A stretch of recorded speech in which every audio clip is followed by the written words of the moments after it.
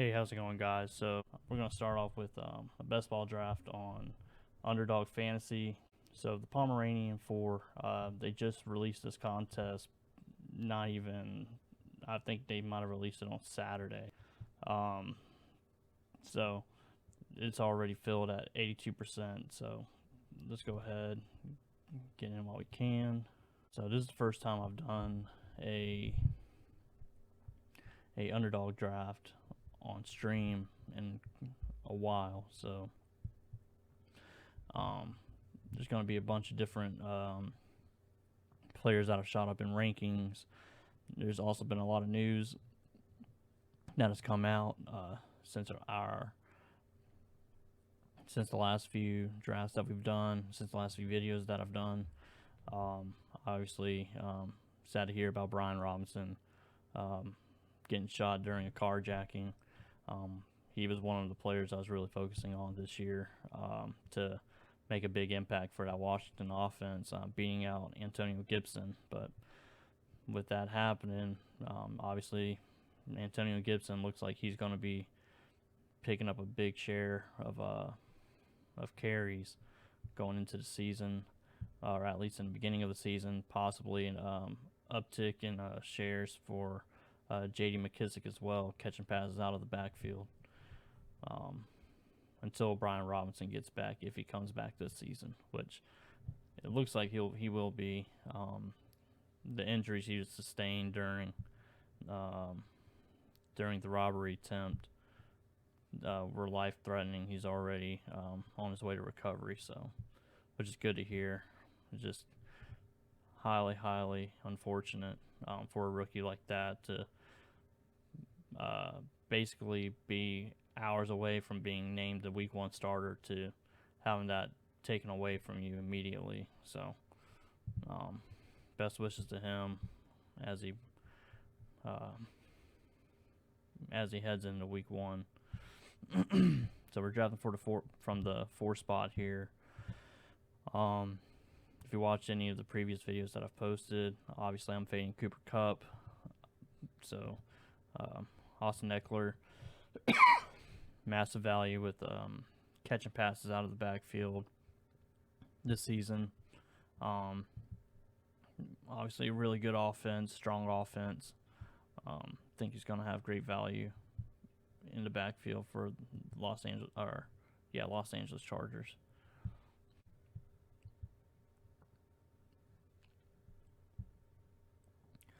That's a bit of a reach, but I like that pick. I definitely like him over Deebo Samuel and Mike Evans. And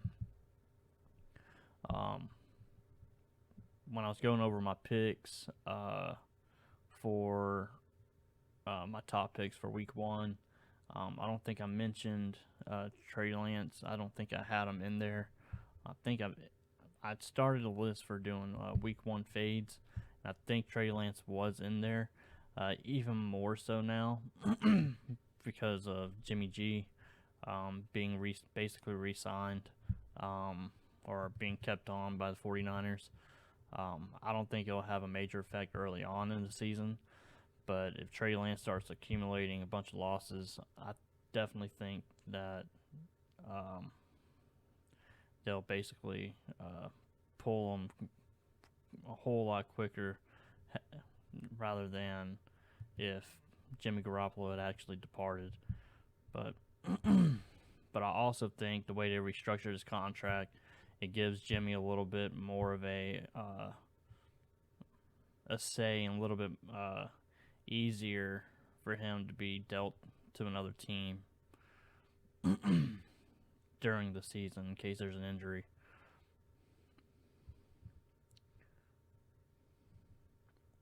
Possibly Cleveland if Jacoby doesn't pan out, but who knows. All right, it looks like Aaron Jones isn't going to be there by the time it comes back around to us, so looks like Mark Andrews is going to be our guy unless we get sniped. All right, Tyreek Hill. So Andrews did make it to us. I definitely think going tight end early has its advantages. Obviously, I wouldn't reach for him just because of the opportunity cost that come with picking a tight end this early. All right. So we're coming up on the 28th pick. I definitely like T. Higgins at that spot. I doubt he makes it, but nonetheless, I would really like that pick. He picked Pittman over T. Wow. Let's go. Someone posted, I think a fella at the Fantasy Cure. He's on TikTok and he's on YouTube as well. If you want to check him out, he had a post on TikTok talking about Jamar Chase, and I had commented on there that I think T. Higgins will actually have the bigger fantasy season this year than Jamar Chase. Now, obviously, that's kind of going against the grain of what everybody else is thinking, but I don't know. I feel like T. Higgins is right on the edge of having a huge breakout season. So, and a lot of people are going to be focusing on Jamar, making sure he doesn't get downfield. So, with that emphasis being put on Jamar for defenses, definitely leaves opportunity out there for T and possibly Tyler Boyd, but we'll see.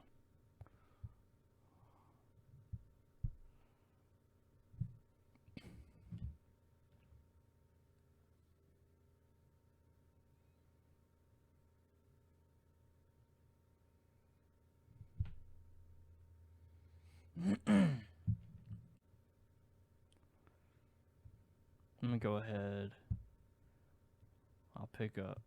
I'll mark Joe Burrow, although I highly doubt we'll get to him. I'll also go ahead and mark Lamar Jackson, Rashad Bateman.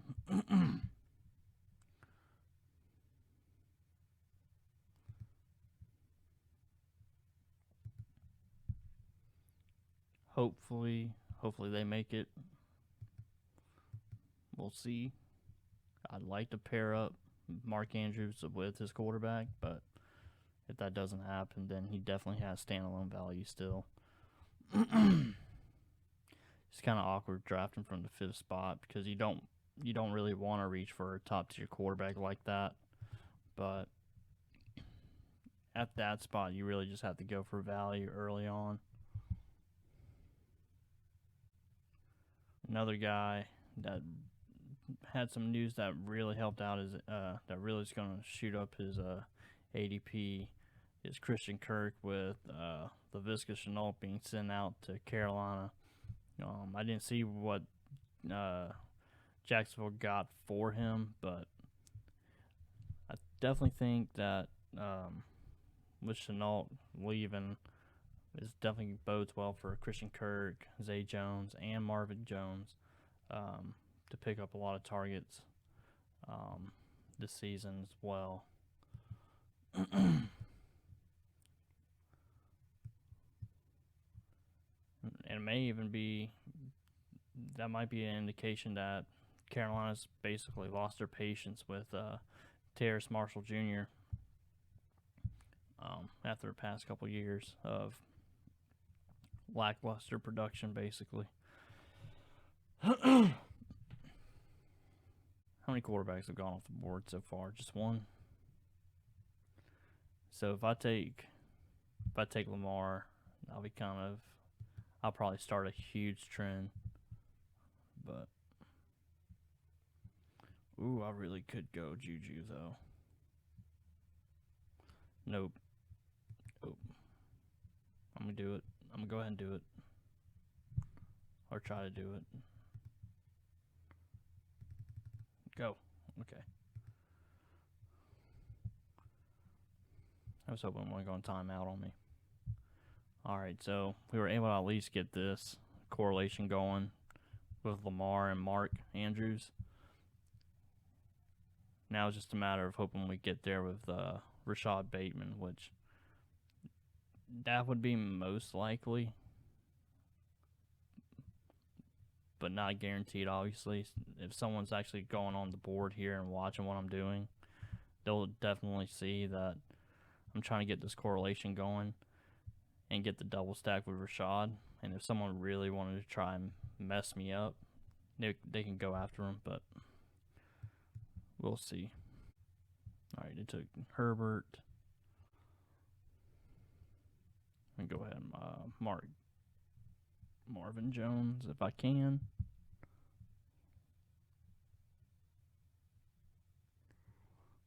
Boom. Okay. Those are the two main pass catchers I'm focusing on. Although Zay Jones has had a pretty good preseason as well, so he could come through mid-season and just kind of overtake that second spot. But after last year, getting that chemistry with Trevor, I'm looking at Marvin Jones still. Oh my gosh. He took him one pick away. Oh, that's a bummer. Wow. Dagger. Okay. That really stinks. All right. I'm going to go Amon Ra. I'm trying to stay away from Tampa Bay as much as possible. I just don't believe in Tom Brady right now, obviously. That seems like a super dumb decision, but I think for the first time in his career, he's got more stuff going off the field, and I think that the weight and grind and just honestly the pressure of being an NFL quarterback is getting to him at 45 years old. And to me, it just seems like at some point this guy's got to be human. And I think it's now. Just watching him in that press conference, not only did he just seem uncomfortable, answering those questions, he just seemed like he did not want to be there. And I've seen other analysts kind of have not quite say that for obvious reasons on national television, but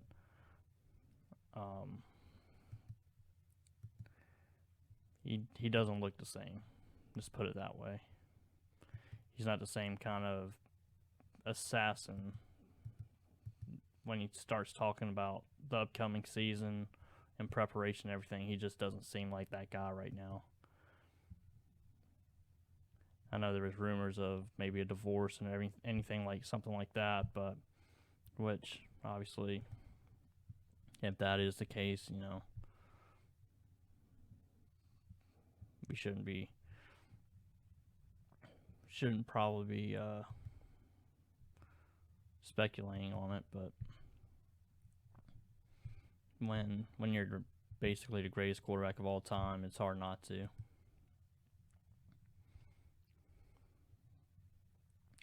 Let's look at a board here.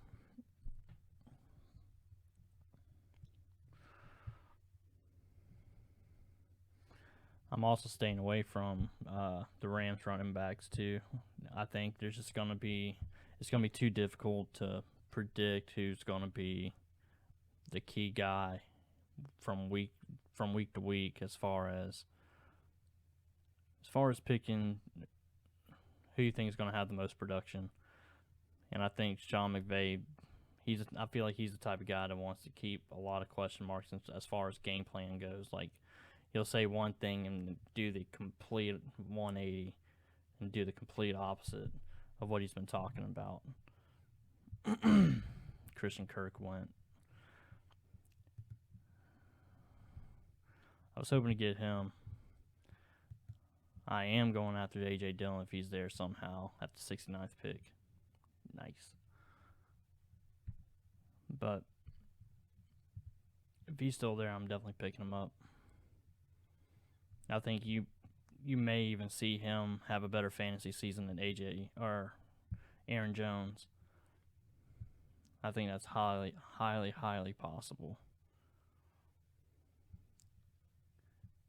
You better not snipe me.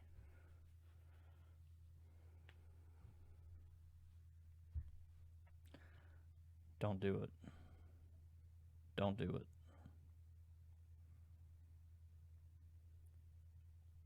Don't. Oh my god, he did it.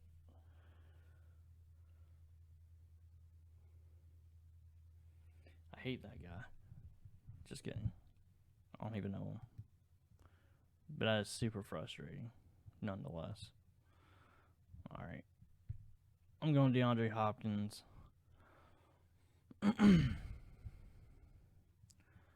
Let's look at running backs.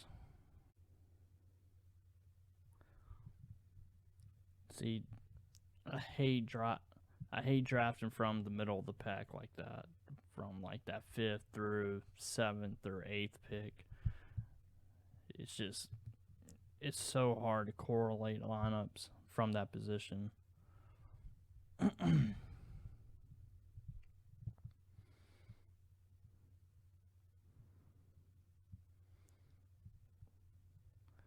I want to go wide receiver. Renfro or Tony. Let's go Renfro.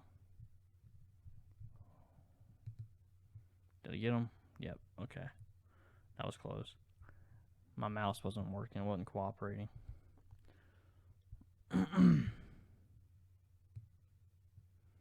Should probably fix this in case for whatever reason I time out. Alright, my next pick is at 93 and 100. 100. One thing I haven't looked at yet or shown is the prize pools. So again, it's not nearly as high as the big dog tournament, but 20,000 at the top, 7,042 for second, 5 for third. Just to be in the pot, you're looking at $4. So, you know, smaller buy-in, smaller prizes, but you know, you just need that one. You just need that one lineup. I'm 95% sure I'm going to go double running back for the next 2 picks. I got sniped by 2 different people. I thought it was the same guy. Got sniped by the guy in front of me and the guy right behind me on the way back.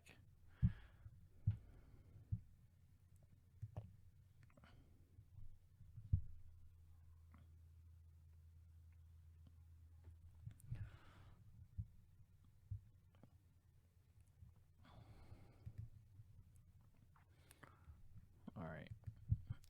This is my thought. I'm hoping I'm going to go ahead and pick Rashad Penny.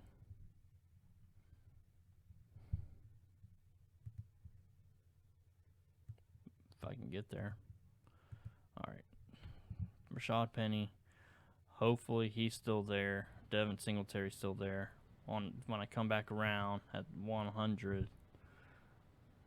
If he is, I'm really, really, really hoping Aaron Rodgers drops to my next pick, I think 117, right? Because if he does, then I'm definitely going after Watkins, Sammy Watkins.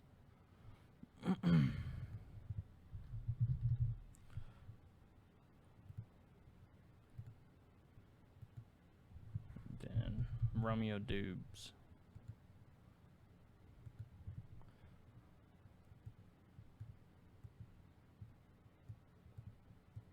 Can't count.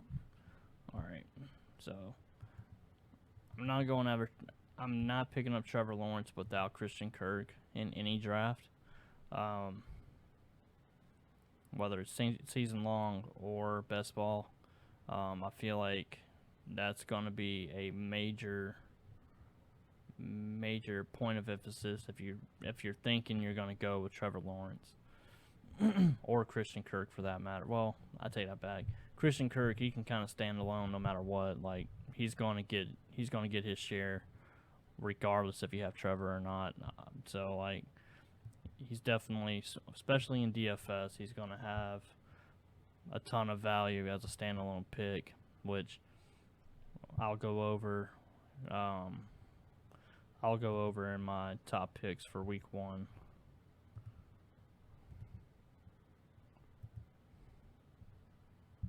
All right. So, like I said, what we're hoping for here is that Aaron Rodgers doesn't make it, or that he makes it back to us and no one picks him up. Hopefully, they see Matthew Stafford, Dak Prescott, Derek Carr, and just kind of miss out on Rodgers. But again, we'll see. That's what we're hoping for.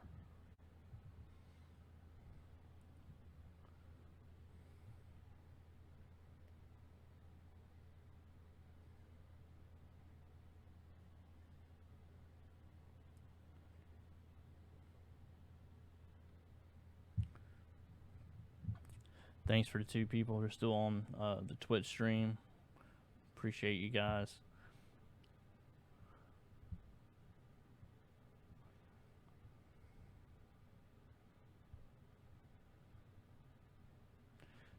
Got a lot of Clemson representation right now. T. Higgins, DeAndre Hopkins, Hunter Renfrow. And then if we do get Aaron Rodgers, we'll be going after Sammy Watkins later on in the draft too. So very heavy in the Clemson lineup here.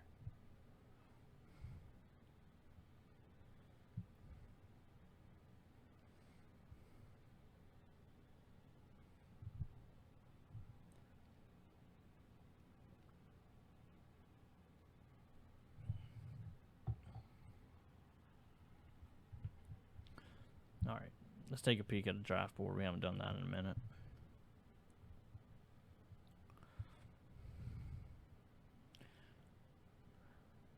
I haven't talked about them much in any of the streams or videos or anything, but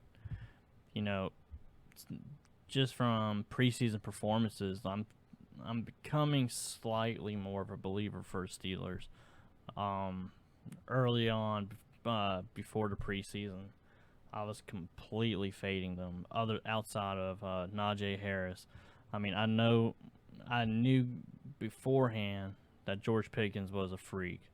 Obviously, there's some, I wouldn't say character issues, but control, the ability to control his emotions. Obviously, we saw what happened not too long ago with him just basically ragdolling a dude in college. But outside of that, I mean, dude's definitely a monster. All right, so we missed out on Rodgers. We need a second quarterback. Let's see what we got left. Still got Trevor.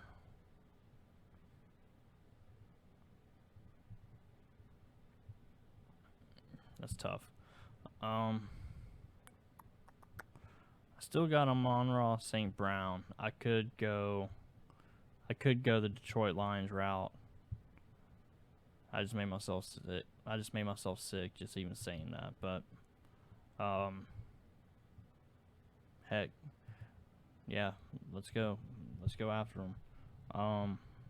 Is Chark still out there? I don't know. I'm not trying to go to Charleston, not yet.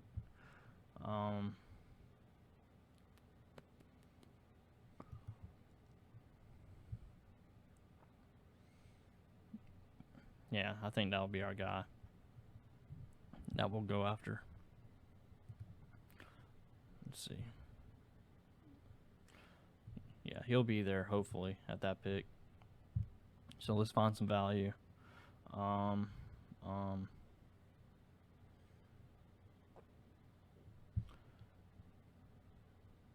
right, I'm gonna go Tolbert if I can get down to his name.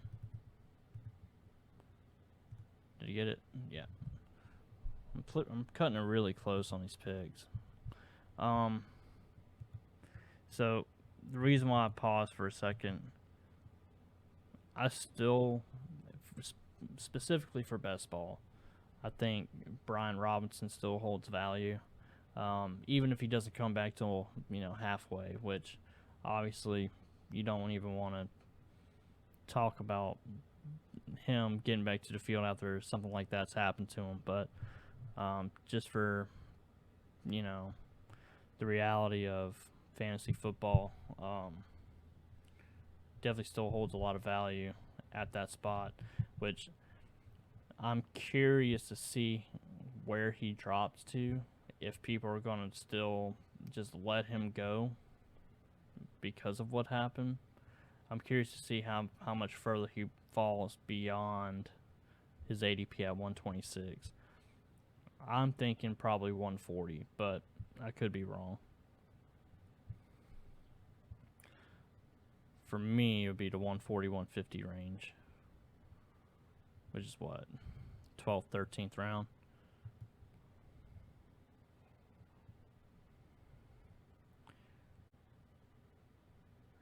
You know, I wasn't exactly psyched about this lineup, but as it's progressed, it's really not looking that bad. I mean, we got a pretty strong running back core right there, and I'm not upset with the pass catchers. Obviously, DeAndre's not going to be playing for a while. All right, so we're going to hope that he's there by the time we get back to him. I'm going to pass up on Robinson still. I'm going to go Darryl Robinson.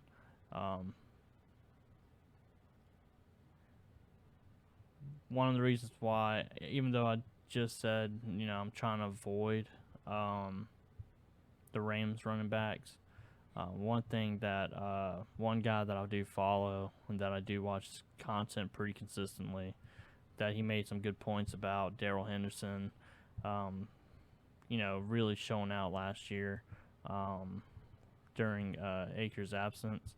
I definitely think he made some good points about that. At that spot, with only having 3 running backs at this point, I think it's manageable to pick him up at that spot. We know we're going to try and go DJ Chark the next pick for sure. Want to give a shout out to Fantasy Holics for the support they've given my videos, posting them on their Facebook page. It's definitely helped out and kind of given my videos some exposure to some of their audience, and I've had a couple guys. I think I've had a few subscribe and like the videos on YouTube, and I think I've even had one come in on view on Twitch a couple times too. So thank you guys for the support, and hopefully I can provide some more content and provide some insight on some valuable picks, and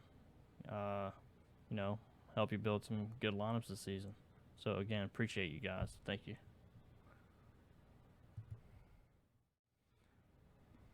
Right here, DJ Chark. He's right there. As long as this guy doesn't sweep him up. He's thinking about it. He wants to do it. I can see it.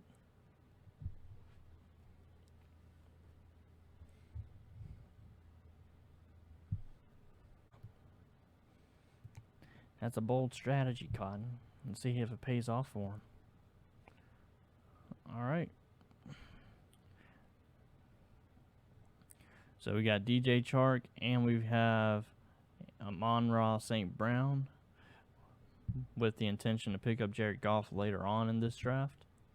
I also want to say thank you to David Dulac, if that's how you pronounce your name. Don't want to butcher your last name, but one thing I've asked, hold on. Again, Hunter Henry for another tight end spot here. But anyway, back to what I was saying. Thank you to David Dulac for the feedback on the YouTube channel. He had mentioned that it's kind of hard to hear me sometimes, or I couldn't tell if he was actually talking about the actual volume in the mic or whether he was just talking about the way I'm talking. But nonetheless, I appreciate the feedback. Obviously, I'm new to this, so any kind of feedback, any way I can try and make this content better, It's greatly appreciated, and it's not just something I take lightly. So thank you to him for that feedback, leaving a comment there. The reason why I'm going away from Gerald Everett, there's just too many other options besides him. This is what it boils down to. 165, 172. All right, so I'm a believer that Zamir White is going to take over starting position for Las Vegas. I feel like he's just a better athlete than Josh Jacobs, and with the fact that they didn't pick up his last contract year for Josh Jacobs, it just kind of tells you where he stands with the organization. So definitely picking him this late with the hopes that he just takes over at some point, which, as I said, I definitely think is highly possible. I think that might actually pay off pretty well. Who's he have as quarterback? It's pretty good. So you got Trevor Lawrence, James Robinson, Marvin Jones. He's got a single stack, well, double stack. Oh, I'm on the clock. Crap. Stop talking, Will. All right.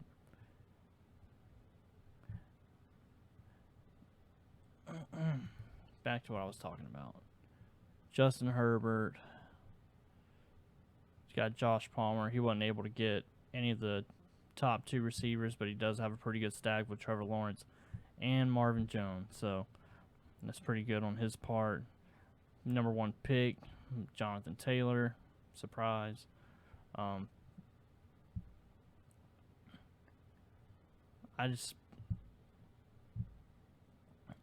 don't know.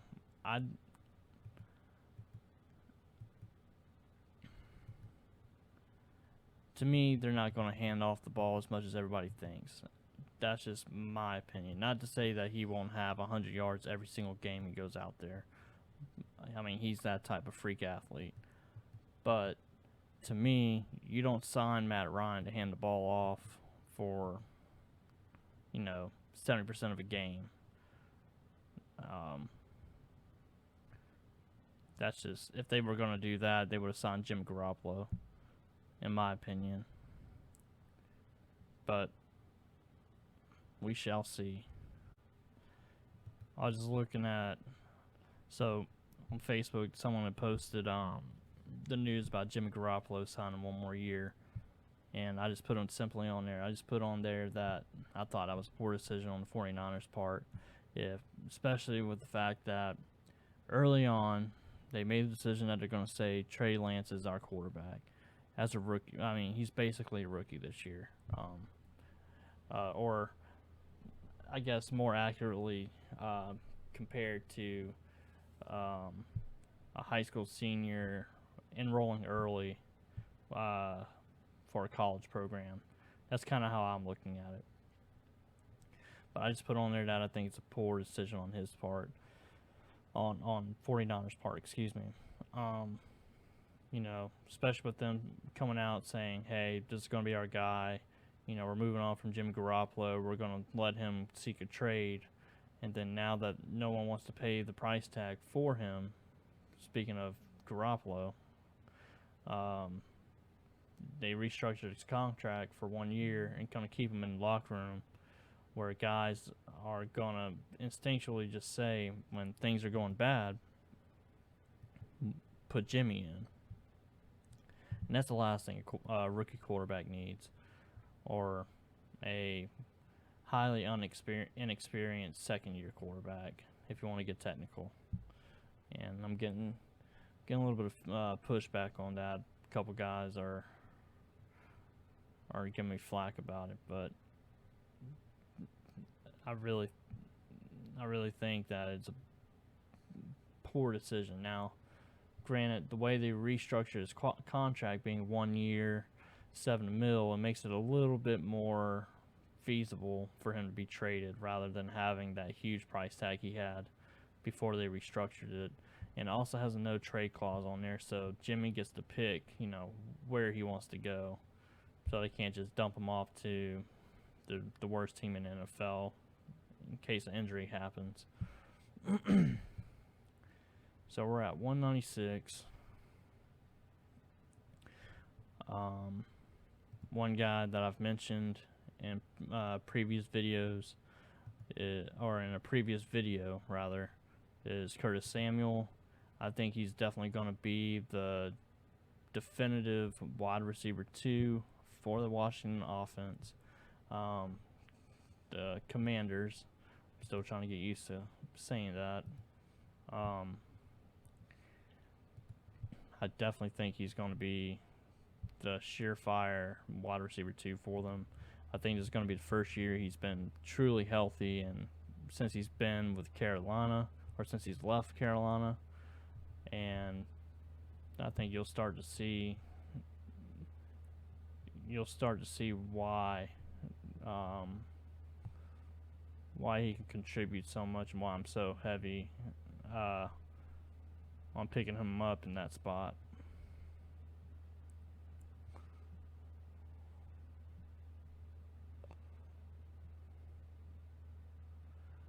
All right. So I still only got one pass catcher for my top quarterback. I'm looking at Duvernay.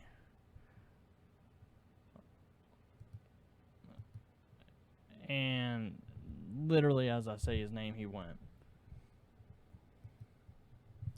Alright. So another guy I mentioned in another video was James Proche, if that's how you pronounce his name. If not, correct me in the comments or chat. But I'm going to go ahead and pick him up as well. That way I can complete a double stack with Lamar Jackson and Mark Andrews. And because as the old high school coaches used to say, you're one play away from being a starter and increasing your role, kid.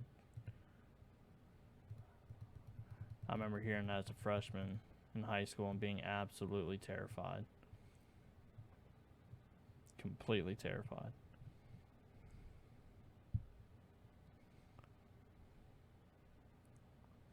I remember one time in high school, we were beating a team pretty bad. First game of the year. I was a freshman. Basically just dressed out because I was on JV. And the coach said, "Hey, Will, get ready to go in." He said, "You might as well have told me that." Or basically like I saw it goes, like a deer in the headlights type look. And they just started laughing on the sideline. I could actually hear the offensive coordinator, my quarterback coach, through the guy's earpiece or headset laughing because they were just playing a joke on me. It's hilarious. But